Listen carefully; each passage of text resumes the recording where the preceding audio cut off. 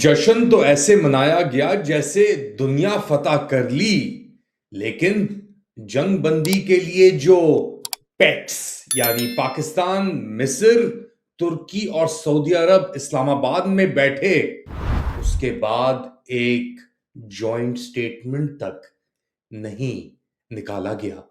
Late Ali show you के इस episode में आप सबको खुशामदेद। Do like, subscribe and share this content. शहनाइयां भी बजी, तालियां भी बजी, बहुत वाहवाह भी हुई, लेकिन एंड में मिला एक ठेंगा।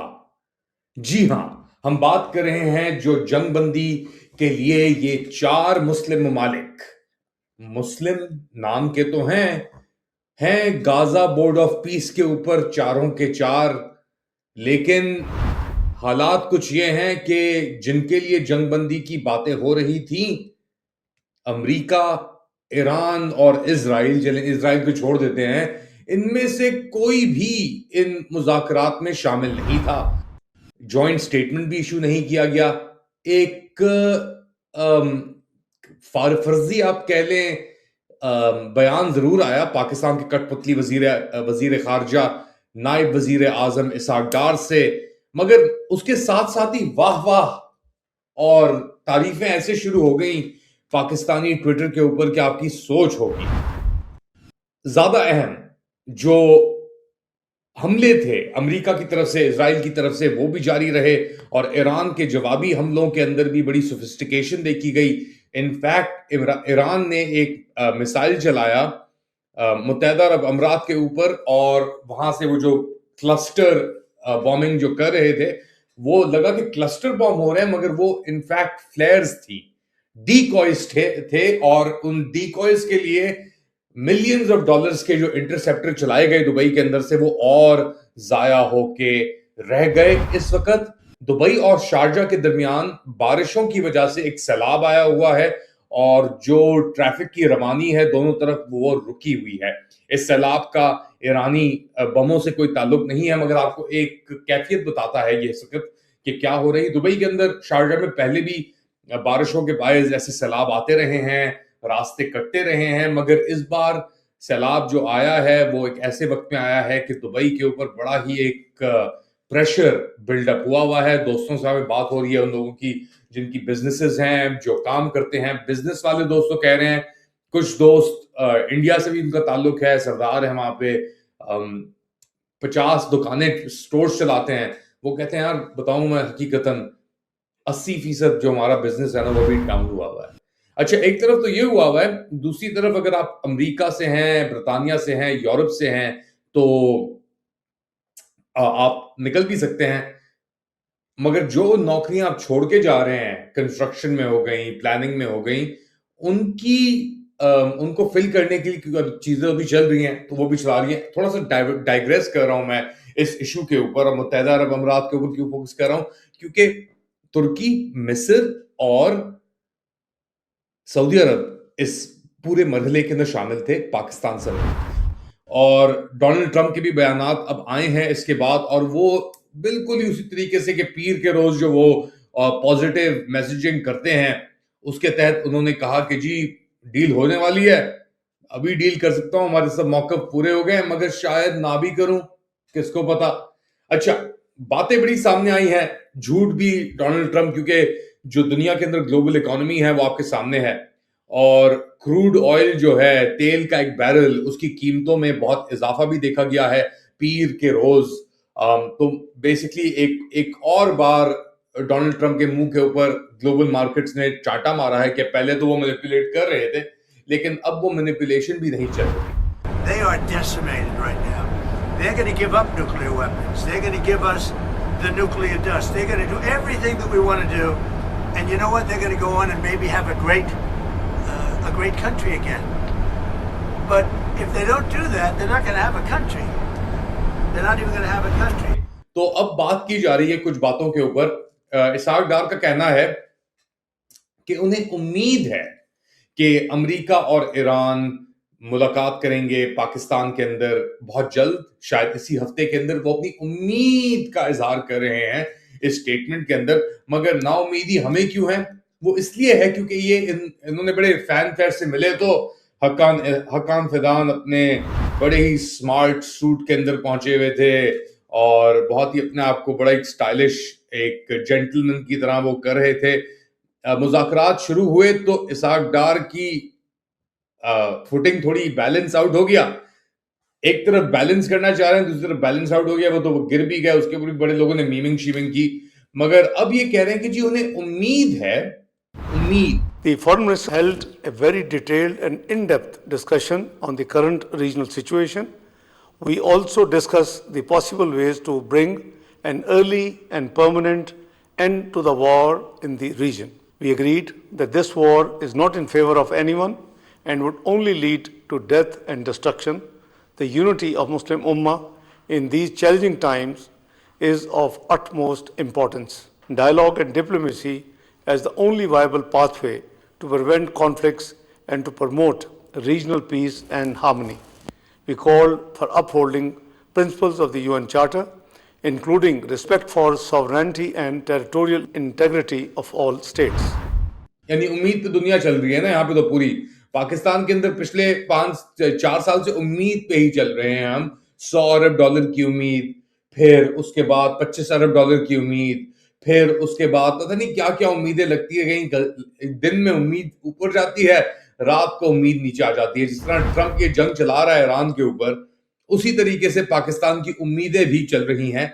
और अब बात की जा रही है कि शायद शायद शायद ये मुज़ाकरात आगे बढ़े, मगर इन मुज़ाकरात का आगे बढ़ने का मुझे तो कोई अंदेशा नहीं लगता, क्योंकि इस वक्त अमेरिका के जो मोहरे थे, जो वो अपने सिपाहियों की बात कर रहा है ईरान भेजने पे, उसके अंदर तेजी आ चुकी है। और अब एक अगर आप अंदर की खबर देखें, और जो यूएस के जो अस्करी क़यादत कह रही है अपने बेसिस को कि तैयार हो जाओ, तैयारी पकड़ लो, ये जंग हम ईरान लेके जाएंगे। और एक बार फिर मौक़िफ़ के अंदर थोड़ा चेंज आया है, थोड़ी न्यूआंस आई है। पहले बात हो रही थी खर्क से लेके कसम तक से लेके शाबहार तक, अब बात कर रहे हैं कि जी हम लैंड करेंगे अपने स्पेशल फोर्सेस अमेरिका और इजराइल, और ईरान का जो या तो इस्फहान में या पता नहीं कहां कहां उनके जो मफाद हैं, यूरेनियम, इनरिच्ड यूरेनियम, जिसके तहत जिसके ऊपर बात कितने साल हो गए, 20 साल से चल रही है वो बात, वो हम जाके कोई 900 किलोग्राम का जो उनका इनरिच्ड यूरेनियम है उससे हम एक्सट्रिकेट करेंगे, निकालेंगे और लेके फिर वहां से लेके हम इसे बाहर निकाल देंगे ईरान से। और ये ऑपरेशन कुछ दिन चल सकता है। अच्छा, इसके अंदर इस पूरी गुफ्तगू के अंदर जेडी वांस ने भी आके बात की है, क्योंकि जेडी वांस अब जो ट्रंप इंतजामिया है उसके अंदर एक फौड़ पर पड़ गई है एक तरीके से। ट्रंप तो इजरायली कैंप के अंदर फाइंड कर रहा है अपने आप को, और इजरायली कैंप चाहता है कि ये जंग रुके ही ना। नेतन्याहू चाहता है कि ये जंग ना ही रुके तो बेहतर है। दूसरी जानिब जेडी वांस, जिसका कहा जाता है कि जी ये वो पहले भी मोहतात थे थोड़े, अब भी वो कह रहे हैं कि ये जंग रुकनी चाहिए, जल्द अज जल्द रुकनी चाहिए। उनका भी स्टेटमेंट आया, वो कह रहे हैं कि लग रहेगा कि ये जंग हम रोक देंगे, लेकिन अभी भी शायद जो अमेरिकी सदर ट्रंप है वो कुछ अपनी हरकतें करें और सिचुएशन को थोड़ा सा आगे बढ़ाएं। ये हो रहा है उस लेवल के ऊपर। ईरान कह रहा है कि जी आपने जो करना है कर लें, हम यहां पे आपके लिए बैठे हैं, आपका इंतजार कर रहे हैं। उसके अंदर से बेगानी शादी में अब्दुल्ला दीवाने जो हैं, इसहाक डार, हक्कान फिदान, मिस्र के वजीर खारजा और सऊदी अरब के वजीर खारजा बिन फरहान, वो भी अब अपने लक्षण दिखा रहे हैं डिफरेंट तरीकों से। खैर पाकिस्तान की अगेन कोई औकात नहीं है, यहां तक कि आपको जो तालियां और वाहवाह जो हो रही है इनकी, माइकल कुगल ने भी एक ट्वीट की, बड़ी अजीब सी वो ट्वीट थी। वो कहा कि जी प्रोस्पेक्ट, जो उम्मीद है, आगे बात की वही बात जो इसहाक डार ने की, ये सबसे बड़ी डेवलपमेंट है अमन के लिए। उम्मीद पे दुनिया कायम है, उम्मीद पे ही अमन होगा। हकीकतन क्या होगा वो आप भी जानते हैं, मैं भी जानता हूं, मगर अगेन खुद को धोखा देना भी एक आर्ट है, और बड़ी खुद को धोखा देके आप अपने आप बड़ी चीजें निकाल सकते हैं अपनी जिंदगी के अंदर, बड़े आप मसले जो है अपनी जिंदगी के अंदर वो खत्म कर सकते हैं। तो उसी तरीके से अब इसहाक डार ये अमन, जंगबंदी के लिए, अमन के लिए, सीज फायर के लिए जो इन्होंने गेट टुगेदर किया था, एक वीकेंड गेट टुगेदर इस्लामाबाद में, इसके बाद अब वो जा रहे हैं चीन, और वहां पे इनकी मुलाकात होगी चीन के जो वजीर खारजा हैं वांग यी उनसे, और उनको ये बताएंगे कि जी हम यहाँ पे क्या कर रहे थे, हमारी क्या बात हो रही है। और इस वक्त ये एक मरहला है। तस्वीरें भी बड़ी शाया की गई, बैठे हैं बड़े खुशगवार तरीके से, मगर क्यों बैठे हैं, क्या करेंगे। और बुनियादी तौर के ऊपर इसाक डार ने एक सिंगुलर स्टेटमेंट क्यों इशू किया, मैं बताता हूं क्यों इशू किया। मसला है सऊदी अरब का।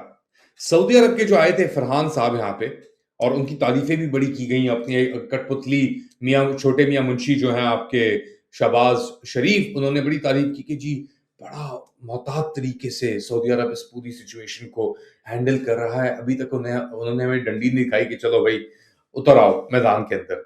तो ये आए यहाँ पे फरहान, और ये सब लोग बैठे, इन्होंने कहा कि भाई ईरान को अपने मिसाइल देने पड़ेंगे।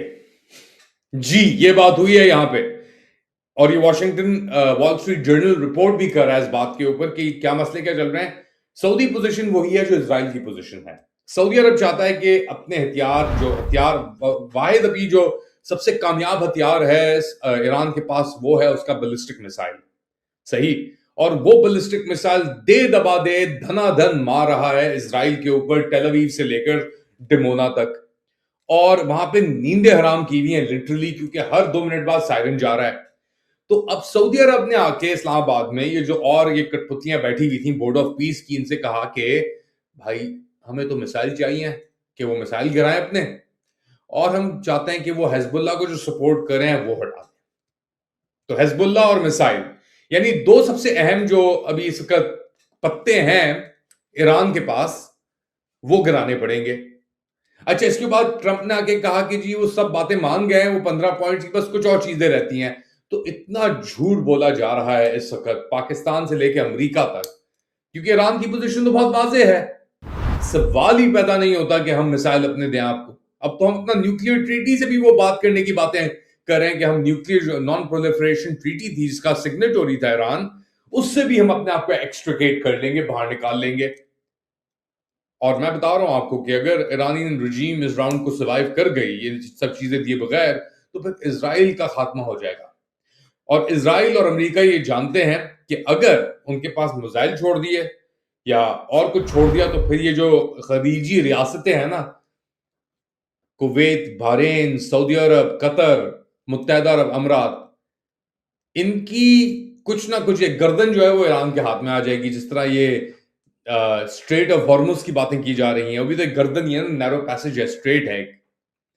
तो चीजें अब वाजे हो गई हैं। पाकिस्तान का कठपुतली जो एक किरदार था वो भी बहुत वाजे हो गया है, और हम जानते हैं कि कुछ मिलना कुछ नहीं है इससे बस हरकतें हो रही हैं। किस तरह यार डिले करते रहो बस।